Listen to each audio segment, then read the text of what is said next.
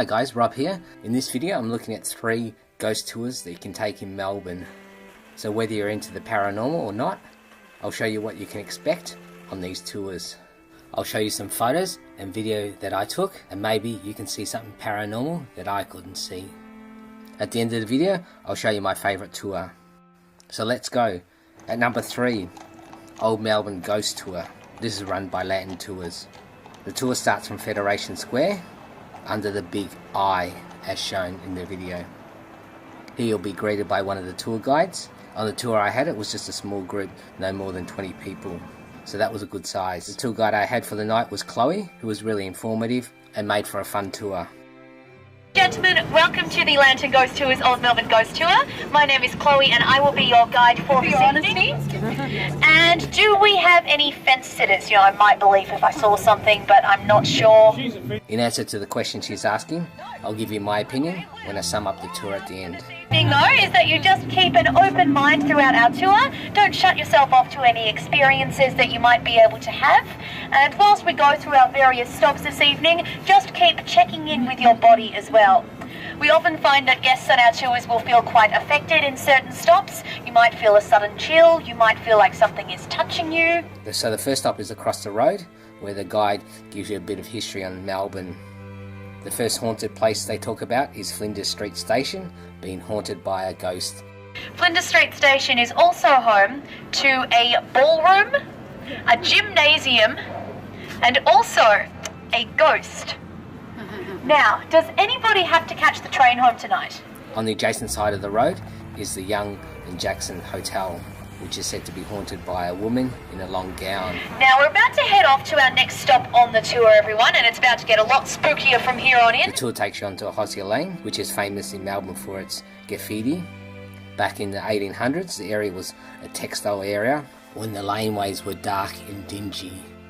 The ghost of Frederick Deemy is said to haunt this laneway, a serial killer back in the day. As the tour wanders the streets and back laneways of Melbourne, you'll get told of some of Melbourne's darker stories. I like how the ghost stories are told with a bit of background to them. At one supposedly haunted spot, you are given these dividing rods that you can actually ask the spirit yes or no questions. I did ask if the ghost could make the lights flicker. Someone in the tour said they saw a light in the car park flicker, but I didn't see this. One stop is the Princess Theatre, which is supposedly haunted by one of the most infamous ghosts in Melbourne, Frederick Baker, an opera singer who died on stage during a performance back in 1888 and has never left the premises. Chloe will tell you a number of ghostly stories about him.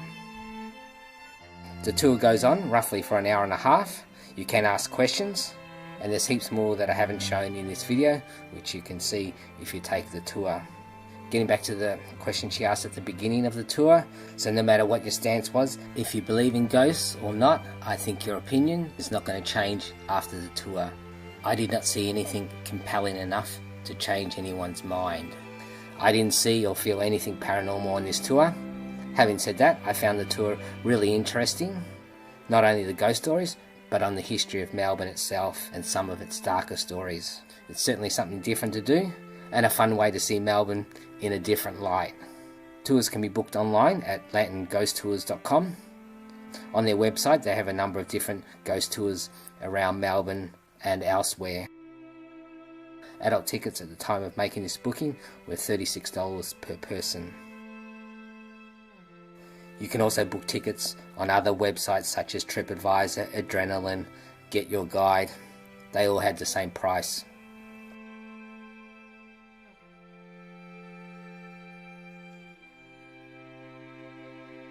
Number 2.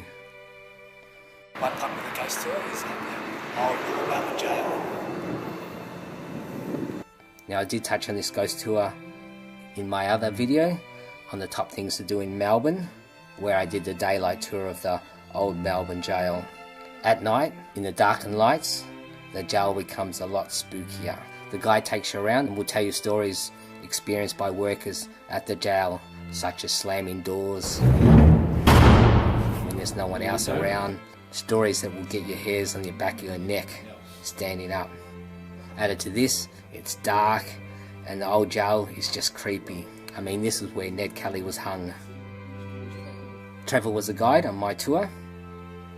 While he doesn't go too much into the history of the jail, that's more in the day tours. It's more about the experiences and the hauntings at the jail itself. Even the guide himself has experiences that he can't explain. Trevor will show you photos that other tourists have taken on their ghost tours. Some he can explain as fakes, others he has no explanation for. Some of the photos are just creepy. Not only that, Trevor's a really good storyteller, so it makes for an enjoyable tour. At the end of the tour itself, you're given around 15 minutes to explore the jail yourself. I turned on the night vision on my camera because of the low lighting, and that's why you get that green tinge to the video that you can see. If you do watch the video carefully, you can see some things flying past the camera at times. I think they're just insects, but a couple of my friends said they may have been orbs. I'm not so convinced of that, but let me know what you think in the comments. The most haunted cell at the jail supposedly is cell 17, with the reports of cameras playing up, and is where one of the most infamous photos was taken. I tried to look online for this photo, but I couldn't find it, so you just have to go on the tour to see it. In the 15 minutes that I did have, I took heaps of photos. I did go through them thoroughly at home, but I couldn't find anything paranormal in them. I don't know how Zach and Aaron do it all the time in their show. Overall, I did enjoy the tour. I wish I had a little bit more than 15 minutes to explore the jail though. As mentioned before, I did search online for photos of ghosts taken at the jail, but nothing compared to the ones they had on the tour. To book, you can go directly to the Old Melbourne Jail's website. At the time of making this video, it was $38 per person for an adult. It goes for about an hour, and the website shows you what days they run the tours. Number 1, Pentridge Prison D Division Ghost Tour. And this one is Pentridge. This is a former prison that closed down back in 1997. It did hold some of Australia's most well-known criminals, including Chopper Read. The prison is located in Coburg, a suburb of Melbourne, as shown here on the map. When you purchase a ticket, you'll get an email with the directions. In this tour, I wasn't allowed to actually film the tour itself, so please bear with me.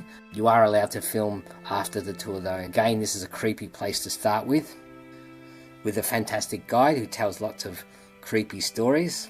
It sets up for a spooky, atmospheric ghost tour. You get to learn about some of the prisoners who were imprisoned here.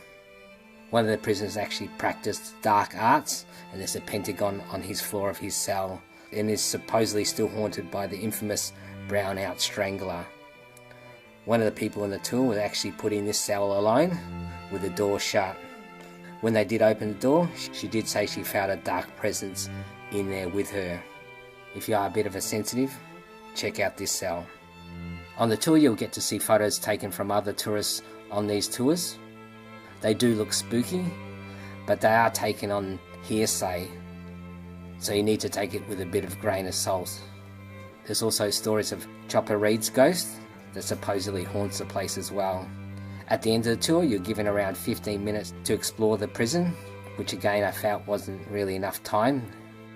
I put the night vision on my camera on again for this part of the tour. I really enjoyed exploring the prison. I didn't get to see anything out of the ordinary, although one cell, it seemed to be a little bit foggy in there. I'm not sure if you can really see it on the video though.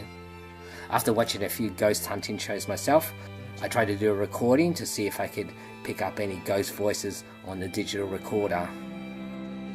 Okay, I'm going to do a recording. Is there anyone here who wants to get out of here? Say something to me. Is there anybody here? Unfortunately, I didn't pick up anything. I took lots of photos. Going through them, I did see this dark figure on one of the steps. When I zoomed up closer, I'm pretty sure it was just someone on the tour. So it's easy to see something that's not really paranormal. I had a quick look online for any photos of ghosts at the prison. There was one creepy one I saw, which you can see on screen, but have a search on Google yourself. You can book this tour online, again by Lantern Tours. You can book through their website directly. At the time of the video, it was $48 per person for an adult. This was my favourite ghost tour I did. From the location to the fantastic tour guide, it was just really creepy, informative, and lots of fun. I was left wanting more. I didn't mind that I didn't see a ghost or anything paranormal. It just left me wanting to do more. One place everyone keeps telling me about is the J Ward Lunatic Asylum Ghost Tour in Ararat, which I hope to do in the near future. Till then, thanks for watching. Please subscribe for more videos, and I'll catch you next time.